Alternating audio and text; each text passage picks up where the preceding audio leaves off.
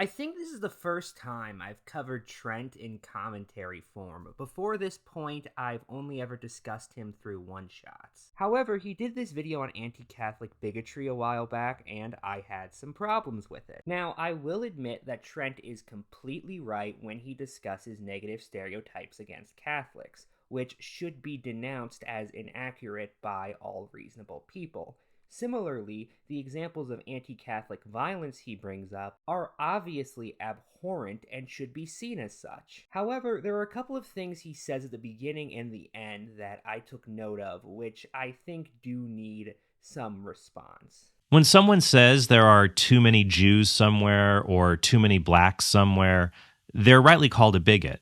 Yet the presence of Catholics in elite institutions is considered disturbing and unacceptable.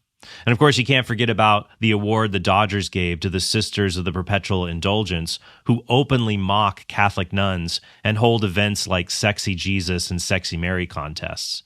How long do you think we'd have a Sexy Muhammad contest? Okay, I get the point you're making, but you do know there have been specifically events similar to the one you described that exist to push the buttons of Muslims, right? Everybody Draw Muhammad Day, for example, was an event held in 2010 specifically to protest Muslim extremists who were threatening Comedy Central and Trey Parker and Matt Stone over an episode of South Park that mocked the Prophet Muhammad. They showed this through breaking Islam's taboo on depictions of Muhammad. But this isn't anything new. Here's an anecdote from Jenkins that shows this particular double standard in action. You say this anti-Catholicism is evident in academia, it's evident in the arts, in newsrooms, in Hollywood.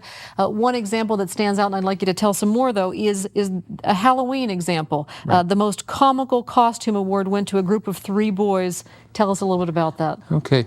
After September 11th, many schools across the country were very alarmed at expressions of anti-Arab and anti-Muslim prejudice. Perfectly fine. So one school in Massachusetts ordered its teachers to be very careful during the Halloween event that year, and they were lucky nobody turned up dressed as Osama bin Laden, and so everyone could relax for an evening free of prejudice. And then they awarded the prize for the most comical costume to a group of 3 high school students, 2 of whom were dressed as pregnant nuns, and 1 of whom was dressed as a priest who got them pregnant. Nobody thought that was prejudice. Nobody saw it.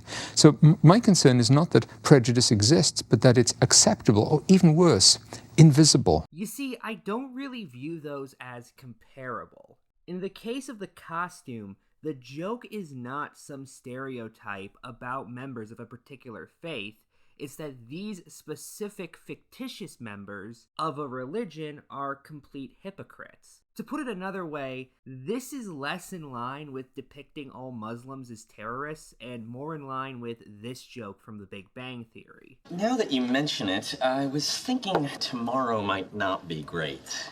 What's your excuse this time? No excuse. It's just, I'm Jewish, and technically we're not supposed to drive or carry anything on the Sabbath, so this one's on God. That might be a little more convincing if you didn't have a mouthful of bacon cheeseburger. The punchline is not anything anti-Semitic, it's just that Howard is a hypocrite. Similarly, the joke in the case of the aforementioned costume is that this person is a hypocrite.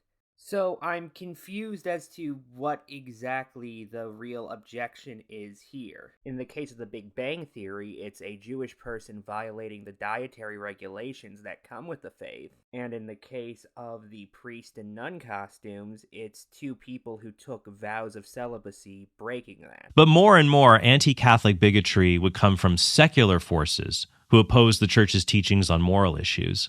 In 1989, over 100 people were arrested while protesting at St. Patrick's Cathedral in New York, claiming the church's opposition to abortion and homosexual conduct were a threat to their very lives. And because the Catholic Church opposed education related to AIDS that could have saved the lives of thousands of people, that was actually the main reason for the event, given it was sponsored by ACT UP, a group which existed to advocate for education during the AIDS epidemic. But even if we ignore that fact, I also want to point out what exactly is the problem here. It's people, according to Trent's account, just peacefully protesting. Some of them were a tad vulgar, don't get me wrong, but that's it. So where are we today? According to the Gallup polling agency, in 1958, only 2/3 of Americans were willing to vote for a Catholic presidential candidate. But today, 94% of Americans would vote for a Catholic candidate. But this is often contingent on being the right kind of Catholic. Do Catholics still face prejudice in American politics like they did just a few decades ago? Probably not, as long as their Catholic identity is a line in their biography or a photo of them doing something innocuous like attending Mass. But when Catholic politicians try to defend the unborn child's right to life or the objective definition of marriage, well, you can bet then suddenly their faith will become a target of criticism. Well, what do you mean by defend in this context? Do you mean simply say it is their belief or the belief of their church that things are this way? Or do you mean a politician attempting to craft policies on the basis of these beliefs? If it's the second one, then it's not the faith that's a point of criticism, it's trying to enforce it on the population, or using it as the basis for legislation, even though the majority of people you're supposed to be representing might not even agree with it. Are we talking somebody like Joe Biden, who has said that although he personally opposes abortion, he also thinks that he, as the president of a secular nation, should not be using his Catholic faith as the basis for policy? Or are we talking somebody like Rick Santorum, who disparages such ideas and instead believes that Catholics in government should instead enforce their morality onto the public? With Santorum even going so far as to say that George W. Bush was more of a Catholic president than John F. Kennedy, despite John F. Kennedy being Catholic and George W. Bush being Methodist. This is in spite of the fact that Catholics and Methodists are rather different religion-wise. That's why Methodists cannot be nuns, as every King of the Hill fan should know. I have a confession to make. I am not a nun. I am a Methodist. Anyway, final thoughts. Thank you to Communist Creeper for editing this video. Good night and good luck.